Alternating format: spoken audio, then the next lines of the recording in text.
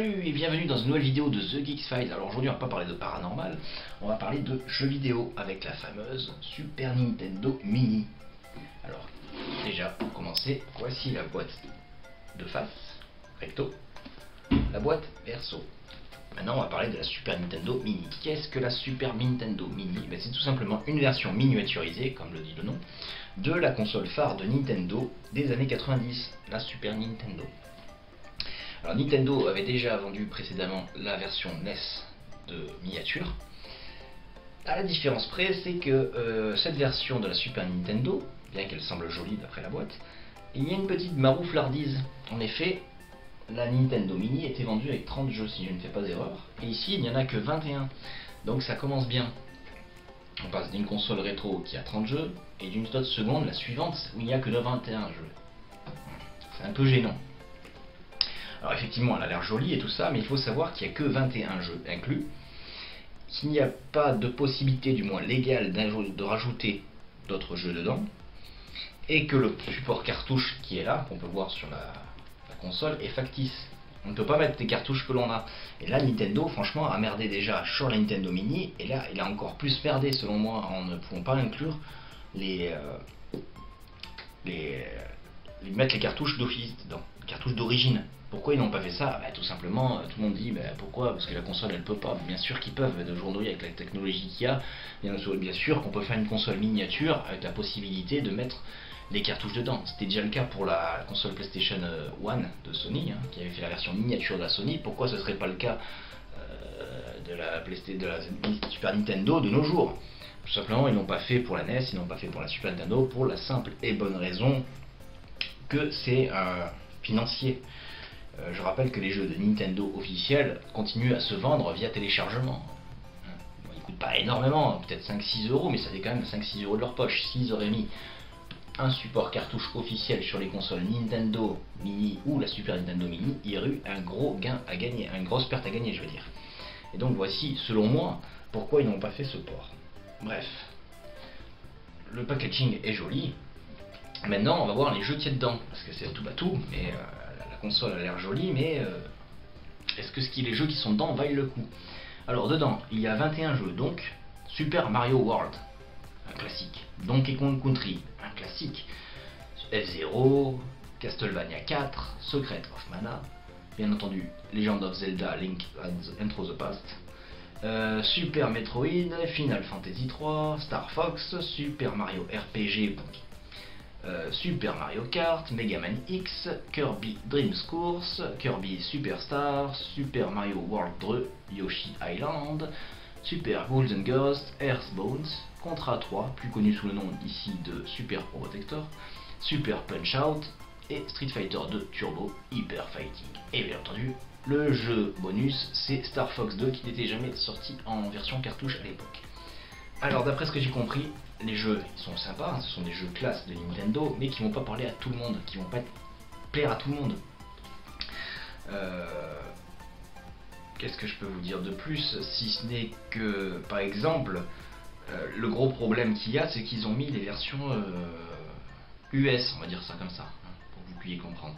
Ils ont mis les versions US des jeux, et donc tous les textes sont en anglais, d'après ce que j'ai compris. Ce qui pose pas de problème par exemple pour Super Mario Kart, Super Mario World, Yoshi, Punch Out, Ghouls and Ghosts. Par exemple, ces jeux-là, c'est des jeux d'action, jeux de plateforme, ça ne pose pas de problème. En revanche, ça pourrait poser problème, vu que tous les textes sont en anglais, pour les jeux d'aventure, comme par exemple Secret of Mana ou Zelda, ou Super Mario RPG. Si vous n'êtes pas très bon en anglais, ou si votre anglais est moyen, ça va quand même vous poser problème.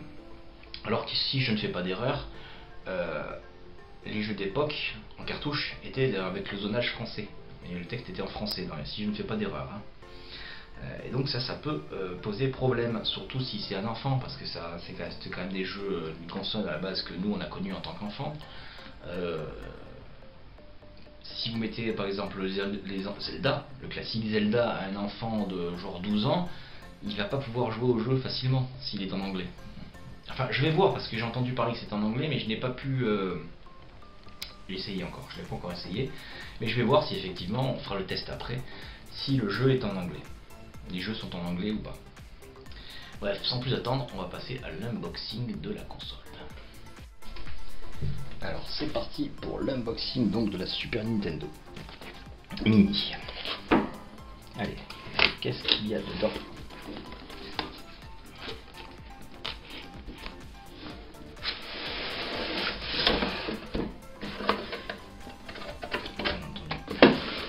Le manuel Super Nintendo, le manuel. On a deux petites manettes qui ont l'air sympathiques et qui reprennent. Je vais pas dévaler le fil là par contre, hein. La longueur de fil semble correcte, mais qui ressent. Oh putain, on a vraiment les sensations de l'époque, il n'y a rien à dire.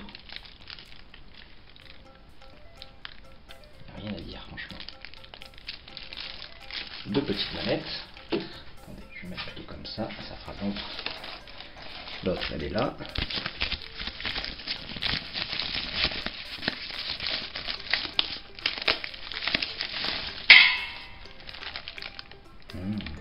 Voilà. On a bien les sensations des boutons de l'époque, quoi. Un peu dur. On a. Bon, je garde le meilleur pour la fin. Ah oui. Par contre, j'ai regardé derrière la boîte et le problème que l'on a, c'est qu'il y a bien sûr le cordon pour la brancher, mais il se branche sur un. Il faut en plus, alors soit vous branchez la console, le port USB que vous voyez là sur la télévision, soit vous trouvez un petit transformateur qui n'est pas fourni avec, genre un transformateur de chargeur de téléphone portable, et vous pouvez le brancher sur le courant. Ça c'est déconné, ils auraient pu mettre un petit transfo. Et il y a une prise moderne, c'est plus une Péritel, c'est un cordon HDMI. Après maintenant on va bien sûr s'attaquer à la console en elle-même. On va voir un peu ce que ça vaut. Et elle est vraiment mini. Elle est vraiment mini. D'après ce que je vois. Oh la vache. Oh, regardez ça. C'est vraiment miniature. Oh, ça fait du bien de voir ça. Comme je vous l'ai dit, le port cartouche ne sert à rien. Il y a juste le bouton rosette qui est fonctionnel. Power on, power off. Et le bouton manette, vous allez me dire, à première vue d'œil, où c'est qu'on les met? Puisqu'il y a le HDMI et cordon de branchement pour le secteur. Et bien en fait, d'après ce que j'ai vu, ça se met là. Sur internet, ça se met quelque part là-dedans. Si j'arrive à le sortir. C'est pas facile. Ah, pardon. Voilà, ça s'ouvre comme ça. Et ça, franchement, je trouve que c'est dégueulasse. C'est franchement dégueulasse d'avoir mis ça parce que c'est moche. C'est très très moche ce truc là. Ça cache un peu l'esthétique, je trouve, hein. Je sais pas ce que vous en pensez vous, mais moi, selon moi, ça cache vraiment l'esthétique. Ils auraient très bien pu mettre des ports USB des manettes. C'est même pas des ports USB, ce que je dis. On dirait les ports de Wii ou de trucs comme ça. Je sais pas ce que c'est ces ports, je les connais pas. Et bien bref, ils auraient pu mettre, déguiser la prise de la manette Super Nintendo comme ça en port cartouche, en port manette quoi. Pourquoi ils ont mis ça à cacher? Je trouve que ça fait pas joli. Et de toute façon, tôt ou tard, il faut pas se leurrer, ça va finir par péter. Franchement, ça c'est un point négatif, hein,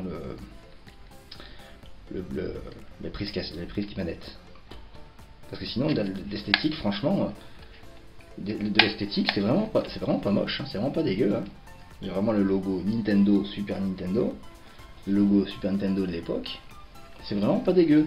Hormis la prise manette, les prises manettes qui se mettent comme ça. Pourquoi ils ont fait ça? Voilà, tiens, j'ai envie de dire ça, parce que c'est moche. C'est franchement moche, ça c'est un point négatif. Bon, j'étais content depuis le début, là, en voyant les manettes. Et j'avais entendu parler de ça en regardant un peu sur internet. Je me dis non mais c'est pas vrai. Franchement c'est pas vrai. Et bah si, visiblement c'est vrai. Hein. Les manettes, on ne les branche pas directement là, mais là-dedans. Et ça je trouve que ça fait très moche. Enfin bref, c'est un petit point négatif, mais franchement, l'esthétique de la console, ça vaut vraiment le coup. C'est vraiment petite, hein. Regardez la taille de ma main. En gros, la taille de ma main. Elle tient sur ma main d'ailleurs. Et c'est vraiment joli. Franchement, je suis pas vraiment déçu. Hormis pour le coup du branchement sur le secteur, qu'il faut en plus un chargeur qui n'est pas fourni avec. Ou alors on peut éventuellement le brancher sur la télé, on revient le port USB ou un appareil USB qui est branché sur secteur et ça prend, la console prend l'énergie sur l'appareil en question. Mais il paraît, selon ce que j'ai vu, que ça ne fonctionne pas toujours en fonction de l'ampérage de l'objet, d'après ce que j'ai compris. Bref, après c'est pas difficile à trouver un chargeur de téléphone portable, de débrancher la prise USB qui est dessus et de mettre sur le secteur. Ça, tout le monde en a. Mais franchement, ils auraient franchement pu en mettre un en plus.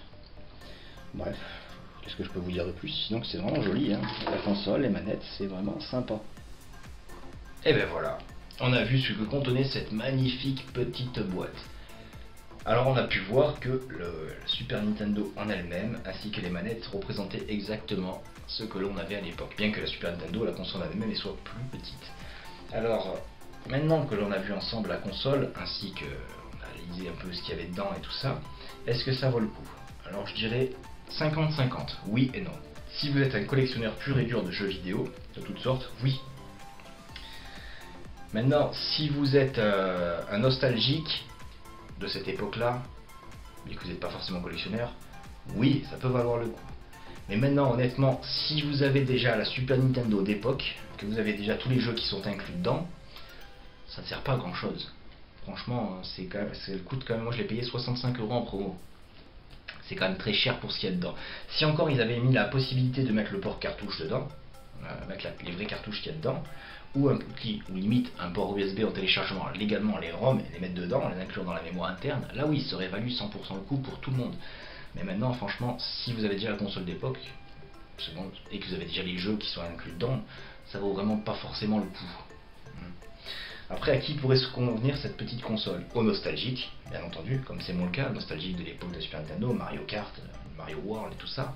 Ça peut également plaire aux jeunes enfants qui ne connaissent pas encore les consoles actuelles, comme les PlayStation 4, Xbox One ou les PC modernes, pour les débuter à commencer à jouer aux jeux vidéo. Parce qu'éventuellement, franchement, si vous êtes un jeune moderne de cette époque-là, je parle, un jeune de genre 18 ans, vous n'avez pas connu la Super Nintendo d'époque, vous êtes habitué aux jeux en 4K, en Super 3D, etc. Jouer à des jeux comme ça, ça peut vous faire un choc si vous n'avez pas l'esprit critique des années passées. Sinon, si vous êtes assez intelligent pour vous dire, bon, mais c'était ce qu'il y avait en 1990, 1992, là oui, il n'y aura pas de problème. Maintenant, si vous êtes à fond sur les graphismes, ça peut vous faire un choc. Notamment, par exemple, pour Star Fox, qui est un jeu en 3D polygonal. Donc ça peut vous piquer quand vous avez comparé un Uncharted, par exemple, avec un Star Fox. Ça peut vous piquer les yeux. Hein. Oh, mes yeux. Hein, parce qu'après, maintenant, on est habitué avec un regain de nostalgie, avec le pixel art, les jeux en pixel art, des jeux qui sont modernes, mais qui reprennent le style de graphique et de sonorité des années 80, 90. Hein. Donc maintenant, si vous connaissez un peu le pixel art moderne, ça vous rapprocher des jeux de l'époque. Mais maintenant, par contre, les jeux comme Star Fox de l'époque, c'était en 3D polygonal, là par contre, ça a très mal vieilli. Autant vous le dire. Mais bon, ceci dit, je pense que je vous la conseille, quand même. Sur une étagère, ça pète grave. Alors moi, je vais quand même l'essayer, je le ferai essayer à mes nièces. Peut-être qu'elles sont un peu jeunes, mais peut-être qu'elles sont un peu plus vieilles, je les ferai essayer. Il n'y a pas de problème. Ou alors pour les amis, hein, pour se refaire un Mario Kart ensemble, pourquoi pas. Mais je vous la conseille quand même. Hein. Mais pas plus de 60-65 €. Après 70 €, franchement, pour 70 €, vous avez largement une Super Nintendo en bon état. D'époque, je parle. Plastique un peu joli, certes, mais pourquoi pas. Bref, sur ce, moi je vous dis au revoir. À bientôt pour une autre vidéo de ce Geeksfall sur je sais pas quoi. Et amusez-vous bien, profitez de la vie.